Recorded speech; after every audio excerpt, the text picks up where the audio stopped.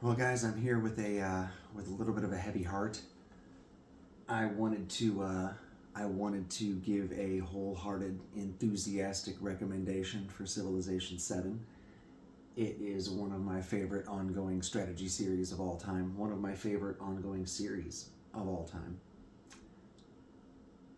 But Firaxis has unfortunately dropped the ball on Civilization 7, at least in its current state. Um, It is playable. It is not broken by any means. I have had one crash in my time playing. The footage you're seeing here is from one of my early plays of Confucius. I will put a link to that playthrough up here if you're interested. It's the first 25 turns. Um, I want to start with what Civ 7 does right because it does a couple of really, really unique and cool things. First off, I very, very much like the ages system. I like going from antiquity to discovery. I have not beaten the game yet, so I have not made it to the final age yet. But I have spent a fair amount of time in antiquity and a decent amount of time in discovery. I have spent, I want to say, about 26 or 28 hours in the game so far. I have played as Augustus twice, Benjamin Franklin once, Confucius once, and Hatshepsut once. I believe I pronounced all of their names correctly. Um, it has its good points. Zoomed in, it's gorgeous.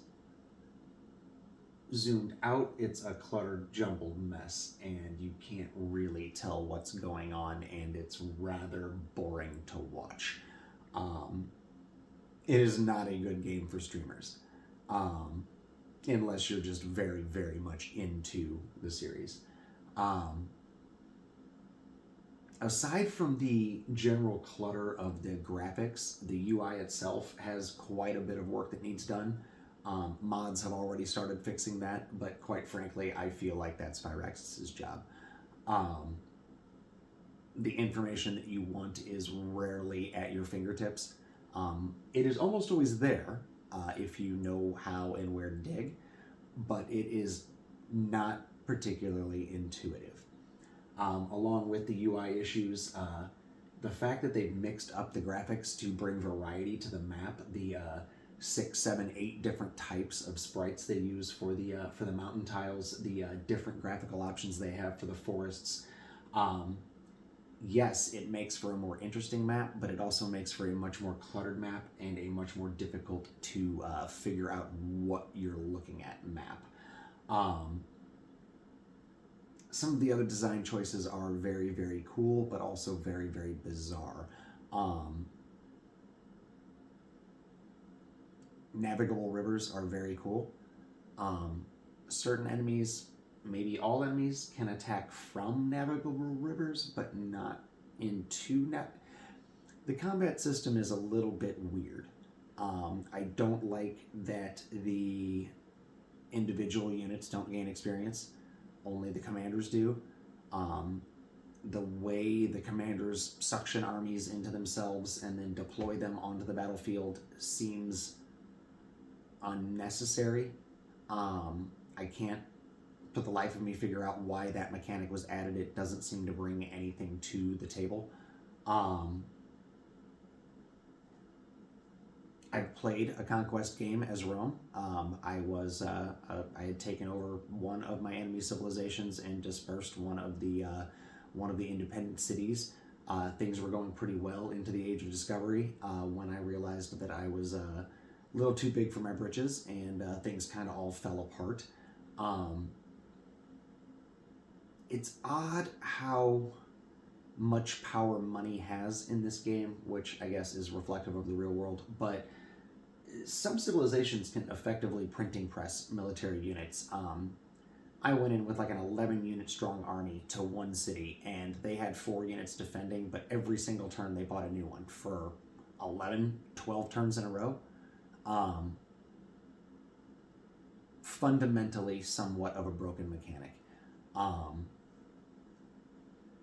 a lot of little tiny details that are just very, very weird the way it's done. I don't like how the resources are handled, luxury and non-luxury resources, the way you distribute them amongst your towns. The towns versus settlements versus cities thing is somewhat interesting, but it feels like just another layer of complexity that was added just to add it, just so somebody could say, look, we got another system in place. For all of the unique systems that 6 brought to the table, it feels like they scrapped all of them. This very much feels like an update to 5 more than a sequel to 6, or a sequel to 5 more than a sequel to 6.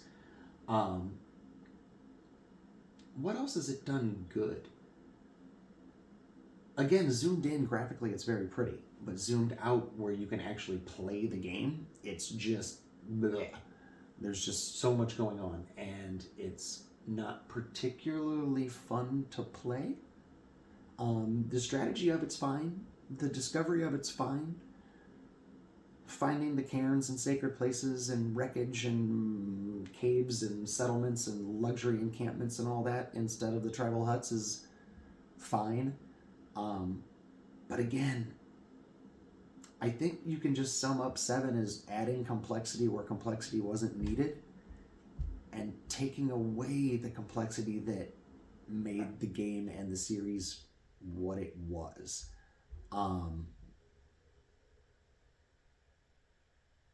Very frustrating. I have high hopes, and I really do. I'm going to keep playing it, obviously. I'm not going to go... Yeah, I'll probably go back to 6 some, but I'll keep playing it for sure. And as updates keep coming out and as DLC keeps dropping, okay, first off, I'm going to drop an F-bomb here, but fuck tying Napoleon to your Firaxis account. Eat my ass. Like, legit. Like, that's fucking stupid. Paid $129 for the goddamn game, and I can't have Napoleon unless I sign up for your little newsletter. Eat shit. Whew, God. Sorry, got that out of my system. But I am going to keep playing it. I'll keep playing it and see what happens. And in 2 years, it's probably going to be an utterly fantastic, amazing game that you can buy for $30.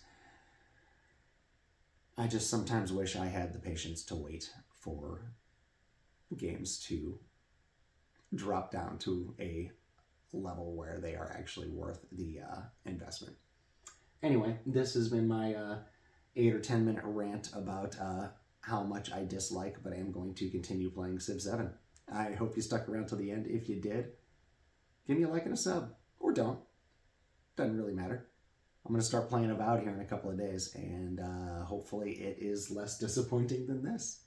Otherwise, I'm around almost every day with Project Zomboid content, and I look forward to seeing you back sometime.